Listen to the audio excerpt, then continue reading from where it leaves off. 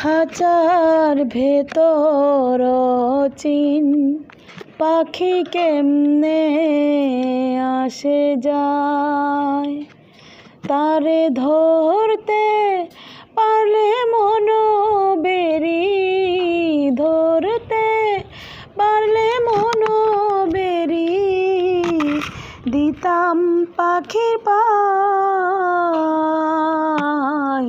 কেমনে আসে যায়। আট কোটরি নয় দরজা,